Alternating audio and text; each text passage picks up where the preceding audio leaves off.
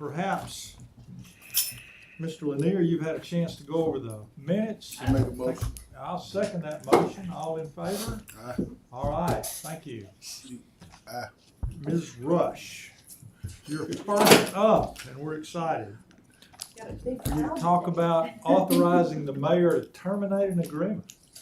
Yes, so you probably saw last week, but the high school association, in coordination with the city of Tuscaloosa, Auburn, and Opelika, did make the announcement that we are needing to part ways on the Super 7 high school football championships, due largely to the college football playoff expansion. And so for legal purposes, my understanding is we've got a contract in place between the high school association, Tuscaloosa Tourism and Sports, and the city. And so to make it official, we have to do a termination agreement. So we are just seeking your approval of that. And there's no cost to the city. There's no cost.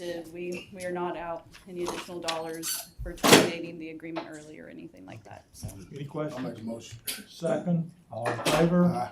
That passed. Thank you, ma'am. Thank you. Yeah, I just wanted to mention, I just want to say thank you to the city of Tuscaloosa, the council. I know some of you sitting at this table were here from the beginning of the Super 7 days. So I just want to say thank you to all those individuals. You know, thank you to people like Chuck Citizen, who was a big part. Dawn was a big part of that vision. So it took a lot of collaboration and a lot of work over the last several years to make that event happen. So I just want to say thank you for the support and allowing us the opportunity to do that. Thank you. Yeah, thank you guys. All right, Chief Smith. I don't know if you or LaShonda, whoever. Good afternoon, Good afternoon. council. This is a request for the communications communications manager's job classification change. We'll be going from a pay grade 21 to a pay grade 24. Current position, she's sitting at a 21.6, and she's gonna go to a 24.10, which is roughly an 11.5 move. But this is money's coming from a budget neutral standpoint. It's a permanent positional savings. Okay. Any questions about this position? I'll make a motion. Second, all in favor? Aye. All right, thank you, Chief. Now we have, Councilor Wilson, you wanted to bring something up. Yes, sir. Thank you, Mr. Chair.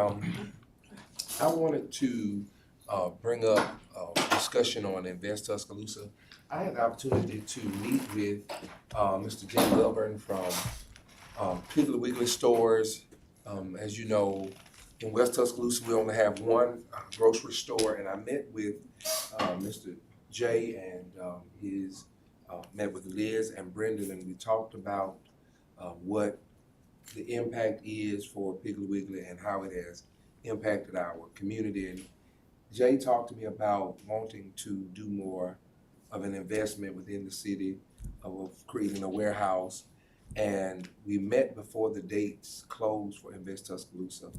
And the time had ran out, and I wanted him to be able to come in to discuss with this committee today. Sure. Yes, these out. Yeah.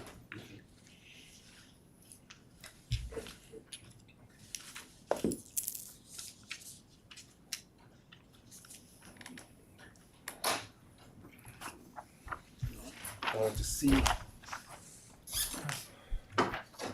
Just first want to take the opportunity to say thank you for giving me the opportunity to come and discuss this. This is not my forte. I wish we were in a grocery store.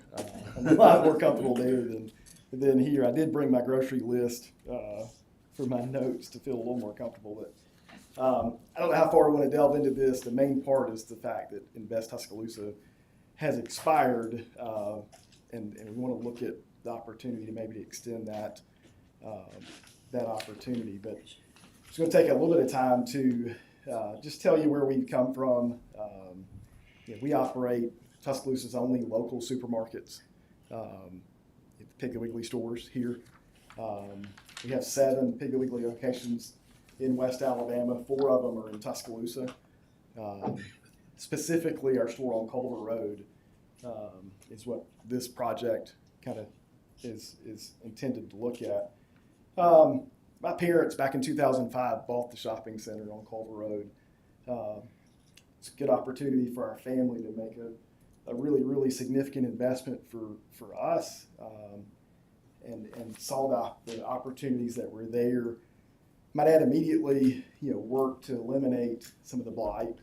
There was a tobacco shop there in that center that we worked to eliminate. There was a payday loan place in there that we worked to eliminate.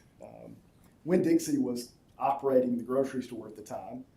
Had not made any significant investments in their storefront in, I don't know how long, but significant period of time. And we were operating a pretty successful business on Greensboro Avenue and saw the opportunity to kind of take some pressure off it and expand further into West Tuscaloosa.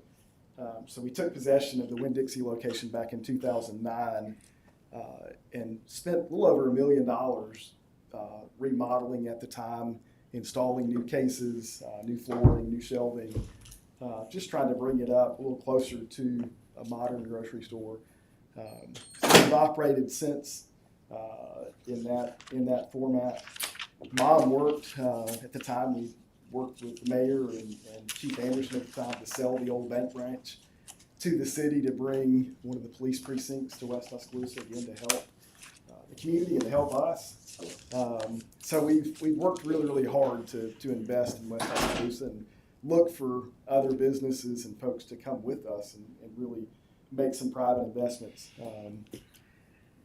As Councilman Wilson said, he and I got together summer of last year and started talking about some of our long-term plans and goals for West Tuscaloosa and our location there.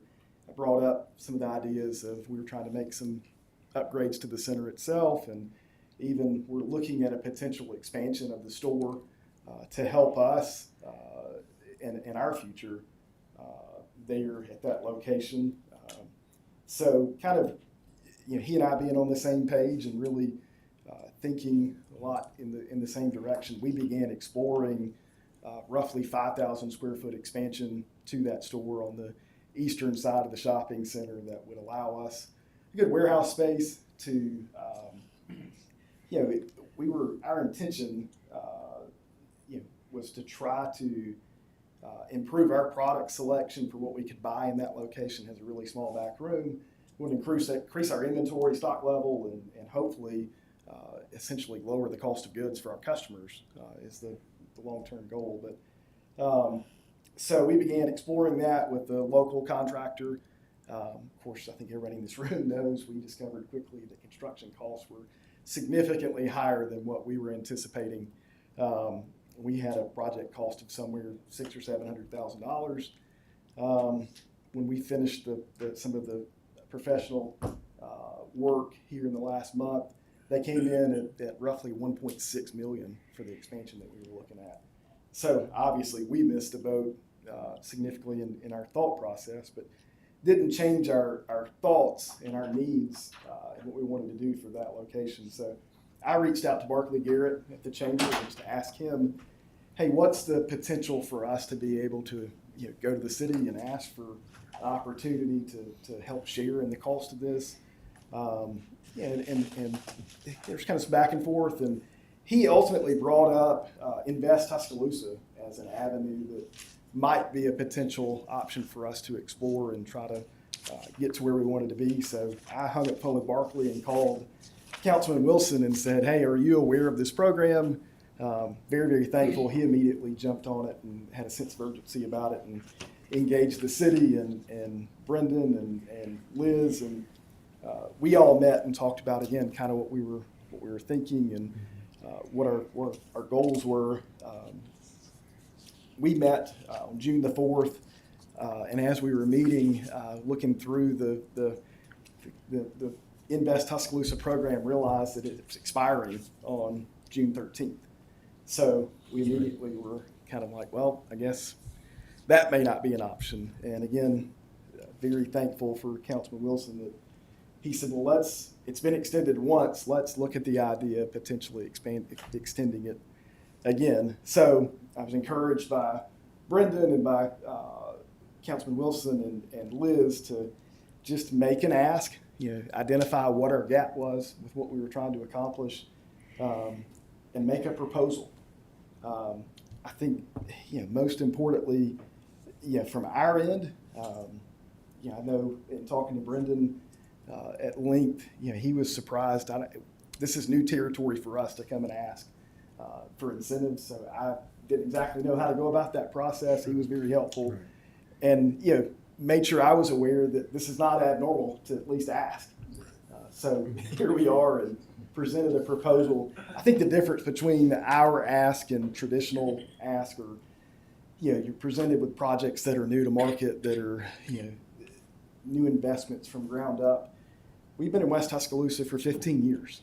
I think it's critically important to know that prior to our taking possession of that location, Winn-Dixie's sales volume was significantly less than $5 million a year.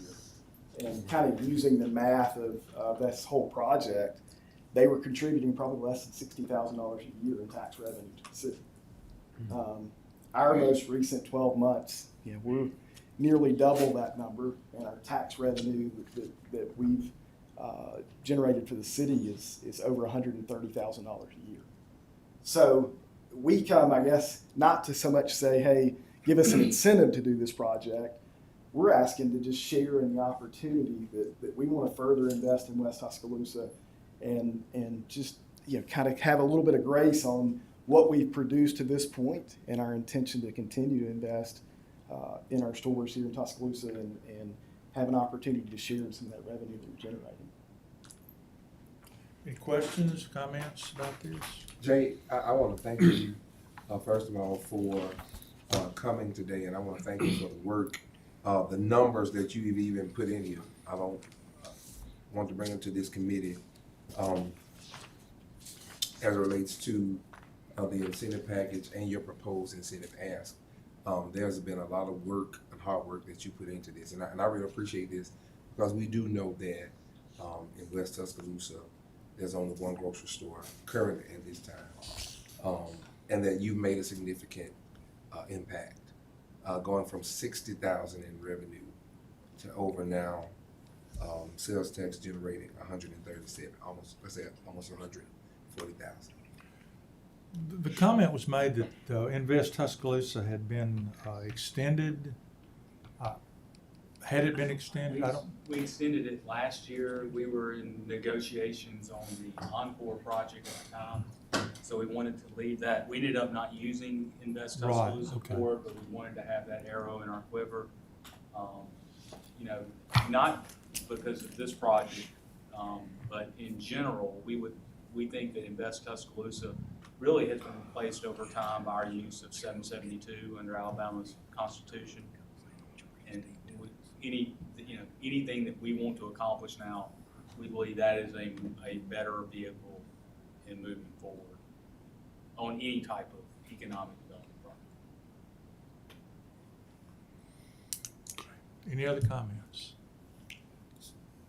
Questions? So for those, Mayor, that don't understand the 7072, can you kind of give a quick synopsis? I can give you the layman's terms of it. Under Alabama's Constitution, municipalities, local governments have the ability to invest into economic development projects. Those projects have to meet certain criteria. Ultimately, you have to hold the public hearings, which you've been a part of, and then you eventually go to circuit court to have it, I don't know, I'm Scott using the word ratified or sanctified or whatever it may be by the circuit court to make certain that you are in adherence to Alabama law. Well, we only have to go to circuit court on debt issuance under 772, not under just a standard 94 point. So 94, let me start. So I confuse him. That's why he's the attorney. We'll do this in our office.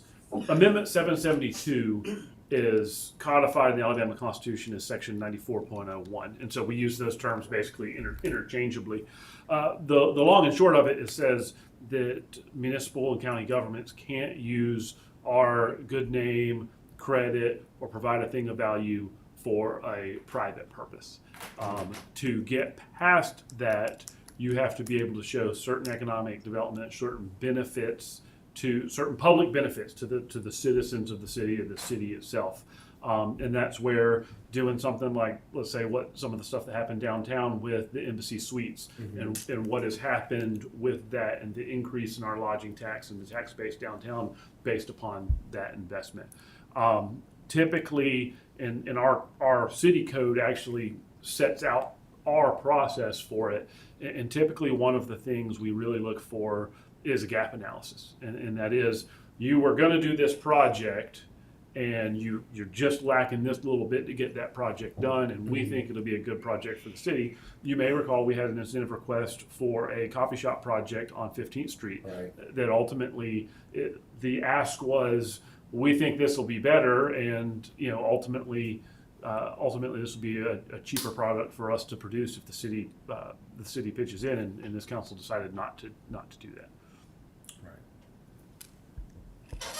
Okay, any other questions? I'm sure Mr. Wilson will continue to discuss. So this. if Invest Tuscaloosa is not renewed, then I can ask the economic development team, Mr. Wellborn, to guide you through the official request process for incentives that the city currently has. Okay.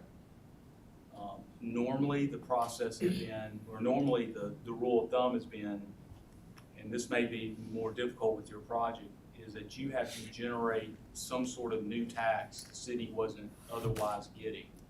And then that new tax then would be shared. So in addition to it being distinctive, transformative, new to market, there has to be a tax. So a warehouse facility is going to be, again, you need to sit down with Brendan and let him guide you through that process. It's going to be difficult because it's going to be hard to quantify that this warehouse facility is going to generate, if you're paying $140,000 taxes, it's going to generate $175,000 in taxes, and then we need to split the additional $25,000, $35,000. That would have to be validated. So that would be the process by which you would have to go through. But again, I think that's why we got to this. Is, Invest Tuscaloosa was the best avenue to try to really explore this type of option, because I'm not going to be dishonest and come here and give you some, made up numbers that we're going to suddenly start creating X number. The market is dictating that this is the sales volume that's available to, whether it be us or any other grocery store. In our case, again, our hope is to say, hey, listen, we made the choice 15 years ago to invest in this location and keep this from being a food desert, to the extent that if we're not there, if a grocery store is not there, then the only available options are convenience stores, or you got a new Dollar Tree coming to Culver Road. Those don't offer healthy food options. Right. And that's why our industry and as a society classifies these areas as food deserts. So we've made this investment and have want to continue to be there.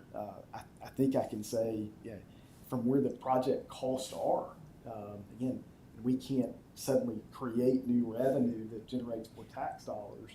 Then our ability to do this project is, we can't justify that spend for what the long-term benefit is. And we have to start looking at, where our dollars are best spent. Our preference is to do this project. I will look in, or have our team members look in. I know that ADECO provides funding each year to address food deserts. Right. I think I've seen the city of Birmingham receive some grants in those.